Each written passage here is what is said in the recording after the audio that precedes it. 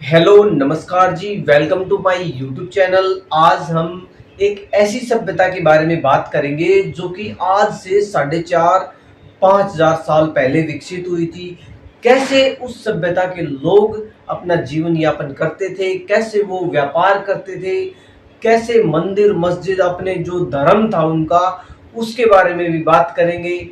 ठीक है, किस तरीके के वो बर्तन यूज करते थे, कहाँ जाते थे, कैसे अपनी जिंदगी जीते थे, इन सब के बारे में बात करेंगे। हम बात करेंगे आज सिंधु घाटी सभ्यता के बारे में। ठीक है, सबसे पहले बात, वैसे तो आपने बहुत बार पढ़ ली है सिंधु घाटी सभ्यता, ठीक है, फिर भी पढ़ते हैं। 1853 की बात करते हैं। 1853 की बात करते हैं। 1853 के अंदर आप सभी जानते हैं कि भाई रेलवे लाइन का काम चालू था।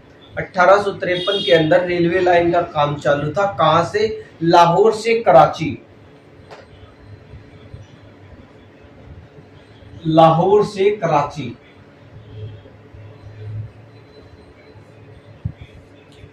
लाहौर से कराची रेलवे लाइन का काम चालू था और उस समय जो इंजीनियर थे, ब्रिटिश इंजीनियर थे, अलेक्जेंडर कनिंगम। ठीक है, उनको एक मुहर मिलती है, और उस मुहर पर एक बैल का चित्र होता है और उस पर 6 अक्षर ऐसे कुछ लिखे हुए थे। वो समझ नहीं पाया कि भाई ये क्या। ठीक है, उसके कुछ दिन बाद इसी रेलवे लाइन पर पहले तो अलेक्जेंडर कनिंगम को क्या मिलती है? एक मोहर मिलती है। कुछ दिन बाद दो भाई ब्रंटन बंधु जिनको बोला गया है, जॉन ब्रंटन और विलियम ब्रंटन, ठीक है, उनको कुछ ईंटें मिलती है। बाद में पता चलता है कि भाई वो ईंटें सिंधु घाटी सभ्यता की है। ठीक है, फिर वैसे बात करते हैं 1921 की।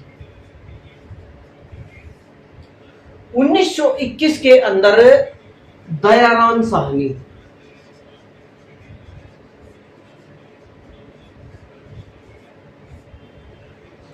1921 के अंदर दयाराम साहनी ने खोज की हड़प्पा की।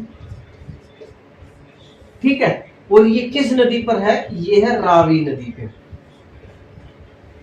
1922 के अंदर खोज होती है मोहनजोदड़ो की। ठीक है, ये कहां पे है? ये है सिंधु नदी पर। इसकी खोज किसने की? आर.डी. बैनर्जी। इनको राखलदास बैनर्जी भी कहा गया। ठीक है, फिर 1921 के अंदर हड़प्पा की खोज होती है। 1922 के अंदर मोहनजोदड़ो की खोज होती है। इस जगह से कुछ चीजें मिली, इस जगह से भी कुछ चीजें मिली। इनमें दोनों में समानताएं थी। यहां की वस्तुओं में और यहां की वस्तुओं में बहुत सारी समानताएं देखी गई और उन समानताओं के आधार पर कहा गया है कि ये दोनों एक दूसरे से कनेक्टेड थे। ठीक है, तब पता लगा कि भाई ये दोनों जो जगह हैं वो किसकी थी? वो सिंधु घाटी सभ्यता की। ठीक है, यहां से पता लगा कि भाई वो ये दोनों जगह सिंधु घाटी सभ्यता की। वैसे 1826 के अंदर 1826 के अंदर चार्ल्स मेसन ने भी इस सभ्यता के बारे में बताया था, लेकिन उनकी बात आगे नहीं चली। ठीक है, फिर 1921 के अंदर हड़प्पा की खोज होती है। 22 के अंदर मोहनजोदड़ो की खोज होती है। हड़प्पा रावी नदी के किनारे स्थित है, मोहनजोदड़ो सिंधु नदी के किनारे स्थित है। जैसे जैसे टाइम बीतता गया फिर और जगहों की खोज होती गई। लोथल, बनावली, राखीगढ़ी, चहूदड़ो, कोटदीजी, कालीबंगा, ऐसी बहुत सारी कुल मिला के 1500 से ज्यादा जगह की खोज हो चुकी है। इनमें से हमारे भारत के अंदर लगभग 1000 से ज्यादा जगह मिली है। किसकी? सिंधु घाटी सभ्यता की। और 500 से ज्यादा जगह मिली है पाकिस्तान के अंदर। पाकिस्तान के अंदर सिर्फ 3 जिले हैं जिनके अंदर ये मिली है। कौन से हैं? एक का नाम है पंजाब, एक का नाम है सिंध, और एक का नाम और, क्या नाम है, एक का नाम और है, पंजाब, सिंध, ध्यान नहीं है, फिर बताएंगे। वैसे पाकिस्तान के अंदर सिर्फ ये 3 ही जिले हैं जिनके अंदर ये जगह मिली है। और 2 जगह अफगानिस्तान के अंदर मिली है। 2 जगह, मुंडीगाक और सोरतुगई, ये 2 जगह मिली है अफगानिस्तान के अंदर। ठीक है। 1853 के अंदर लाहौर से कराची तक रेलवे लाइन का काम चालू था। अलेक्जेंडर कनिंघम को मुहर मिलती है। मुहर पर एक बैल का चित्र होता है, 6 अक्षर होते हैं, लेकिन अलेक्जेंडर कनिंघम कुछ समझ नहीं पाता है। कुछ दिन बाद जॉन विलियम जो ब्रंटन बंधु हैं उनको कुछ ईंटें मिलती हैं, लेकिन वो भी नहीं समझ पाए। कुछ दिन बाद 1921 के अंदर खोज होती है हड़प्पा की, 1922 के अंदर खोज होती है मोहनजोदड़ो की। दोनों के अंदर सिमिलरिटीज बहुत मिली। इस वजह से बताया गया कि ये दोनों सभ्यताएं, ये दोनों जगह सिंधु घाटी सभ्यता की ही है। और सिंधु घाटी सभ्यता के जो सबसे बड़े नगर थे वो यही दोनों थे, हड़प्पा और मोहनजोदड़ो। ठीक है।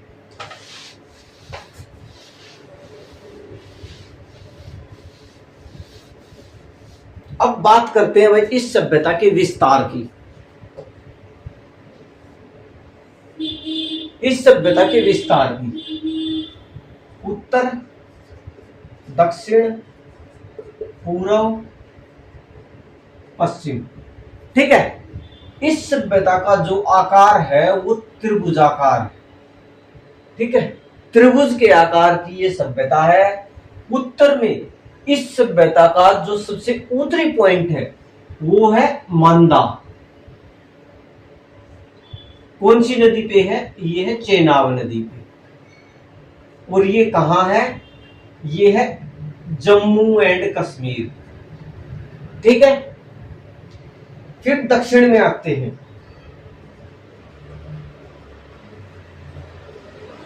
दाइमाबाद, ये कौन सी नदी पे है? गोदावरी। और ये कहां है? महाराष्ट्र में। ठीक है। पूर्वी बिंदु है आलमगीरपुर।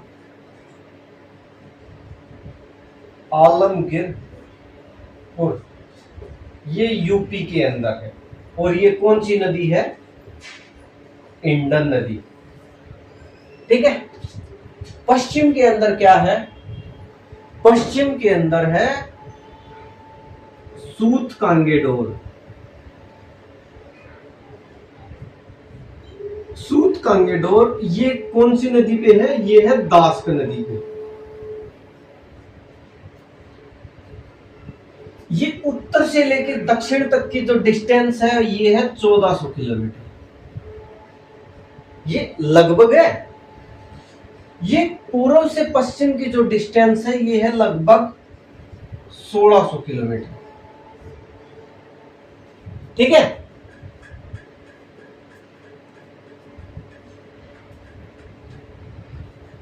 सिंधु घाटी सभ्यता का जो आकार है वो त्रिभुज के आकार का है। सबसे जो ऊपरी यानी सिंधु सभ्यता का जो सबसे ऊपरी हिस्सा है वो है मांदा, जो कि कौन सी नदी पे है? चेनाब नदी पे। कहां है? जम्मू कश्मीर में। दक्षिण में क्या है? दाइमाबाद। दाइमाबाद कहां है? महाराष्ट्र में। कौन सी नदी पे है? गोदावरी नदी पे। पूर्व में क्या है? आलमगीरपुर, मेरठ के पास, यूपी के अंदर। और ये है कौन सी नदी पे? हिंडन नदी पर। ठीक है। और ये है पश्चिमी बिंदु। इस सभ्यता का जो पश्चिमी बिंदु है सूत कांगेडोर, जो कि दास्क नदी पर है। ठीक है। ये चारों पॉइंट आपको याद होने चाहिए। ठीक है। एग्जाम में ये क्वेश्चन भी आ जाता है कि भाई सिंधु घाटी का जो सबसे ऊपरी बिंदु क्या है? उसका नाम है मांडा। भाई ये भी पूछ सकते हैं कि भाई जो दाइमाबाद है वो किस नदी के ऊपर स्थित है? गोदावरी नदी के ऊपर। ठीक है। उत्तर से लेकर दक्षिण तक की डिस्टेंस लगभग कितनी है? लगभग 1400 किलोमीटर है। पूर्व से लेकर पश्चिम तक की इसकी लगभग डिस्टेंस कितनी है? 1600 किलोमीटर है। ठीक है।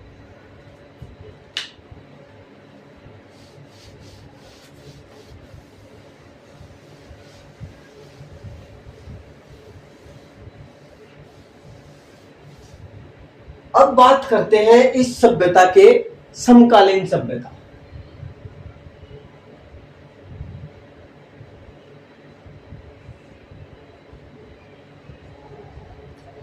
भाई जिस टाइम पे ये सभ्यता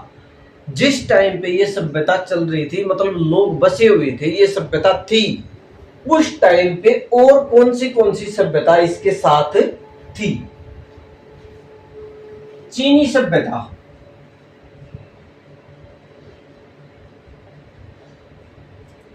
ये मिस्र की सभ्यता,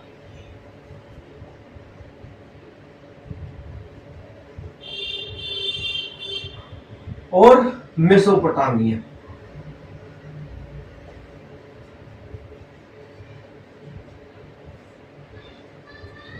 चीनी सभ्यता थी।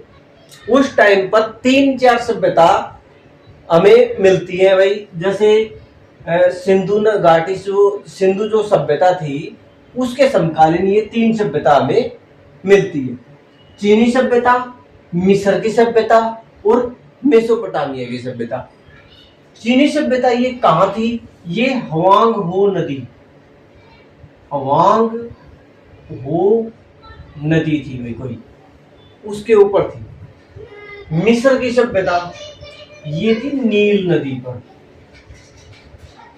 और मेसोपोटामिया की सभ्यता ये थी भाई टिग्रिस नदी में।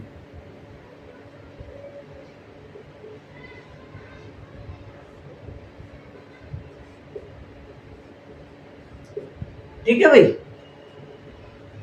चीनी सभ्यता, मिस्र सभ्यता, मेसोपोटामिया की सभ्यता, ये 3 तरीके की सभ्यता उस टाइम पे सिंधु घाटी सभ्यता के साथ साथ चल रही।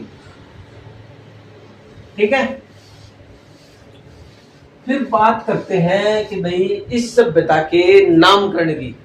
भाई कोई इसको सिंधु सभ्यता बोलता है, कोई इसको नगरीय सभ्यता बोलता है, कोई इसको कांस्ययुगीन सभ्यता बोलता है।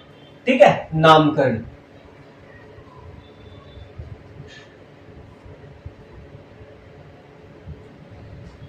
हड़प्पा सभ्यता,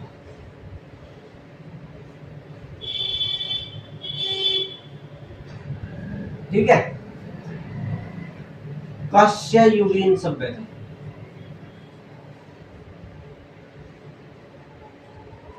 प्रथम नगरीय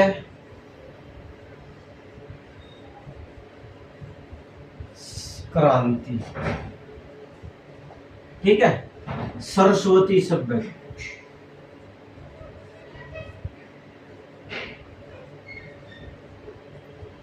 सिंधु सभ्यता,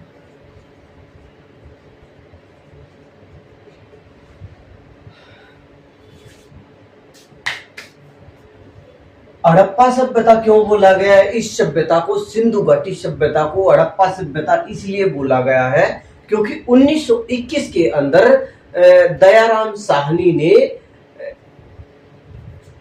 1921 के अंदर दयाराम साहनी ने इस स्थान की खोज की। ठीक है।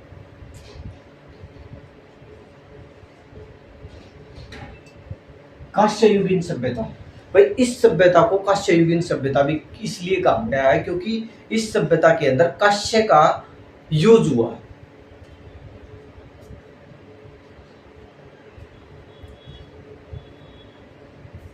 प्रथम नगरीय क्रांति। भाई जिस तरीके से नगर बसाए जाते हैं, जिस तरीके से बड़े बड़े शहर बसाए जाते हैं, सेम वैसे ही उसी पैटर्न पर इस सभ्यता को बसाया गया था। इस वजह से इस सभ्यता को प्रथम नगरीय सभ्यता भी बोला गया है। सरस्वती सभ्यता, इसके बहुत सारे स्थान, मोस्टली स्थान जो सिंधु सभ्यता के हैं वो सरस्वती के इर्द गिर्द ही मिले। ठीक है, इसलिए इस सभ्यता को सरस्वती सभ्यता का नाम दिया गया है। और सिंधु घाटी सभ्यता वैसे सिंधु नदी के ऊपर स्थित है, तो इस वजह से इसको सिंधु सभ्यता का भी नाम दिया गया।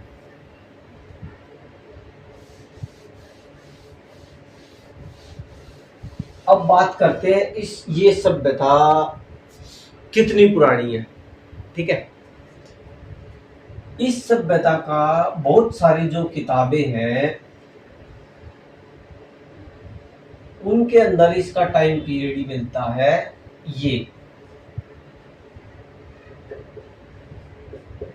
ठीक है, बहुत सारी किताबें हैं उनके अंदर इसका टाइम पीरियड मिलता है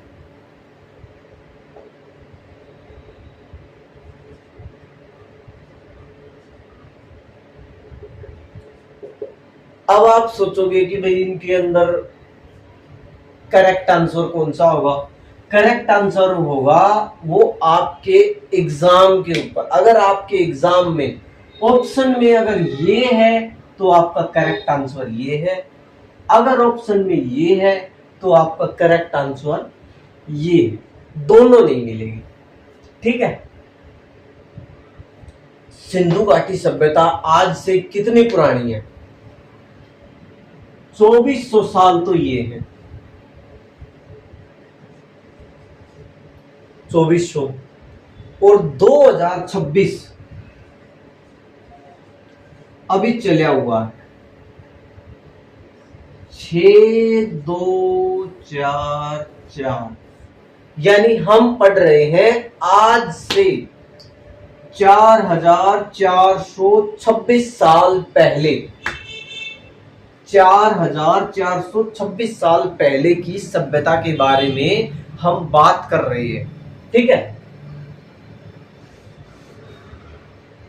इसका जो टाइम पीरियड है 2350 से 1750 ईसा पूर्व, बहुत सारे बुकों में यही माना है। ठीक है, अब बहुत सारे लोग ये सोचते हैं कि भाई ये टाइम पीरियड निकला कैसे। एक पद्धति है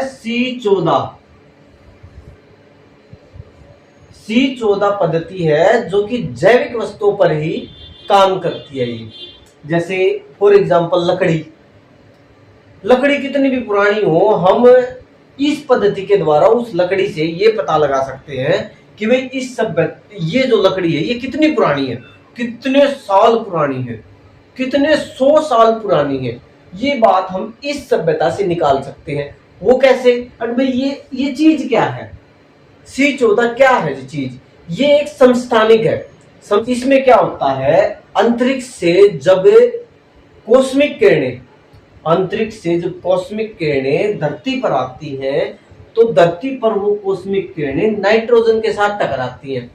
ठीक है, नाइट्रोजन के साथ टकराती हैं और नाइट्रोजन के साथ टकराने से वो C14 बनाती हैं।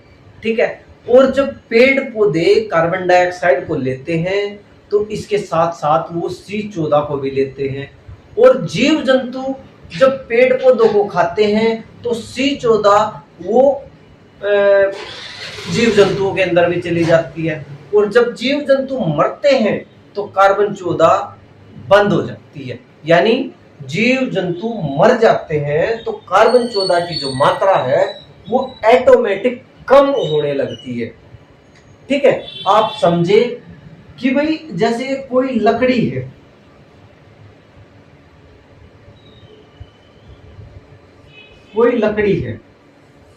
ये जैविक है। ठीक है, जो जीवों के अवशेष से बनती है वो जैविक।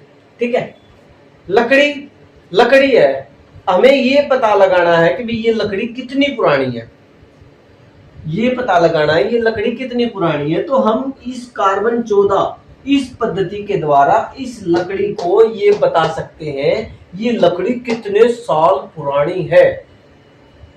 ठीक है, हो सकता है इसी कार्बन 14 पद्धति से इस सभ्यता की कोई हमें हड्डी मिली हो या फिर कोई लकड़ी मिली हो, उस लकड़ी का इस पद्धति के द्वारा पता लगाया हो कि भाई ये लकड़ी आज से यानी आज से 4000 4500 साल पुरानी है। ठीक है, अब आप समझे कि भाई C14 क्या है। ठीक है,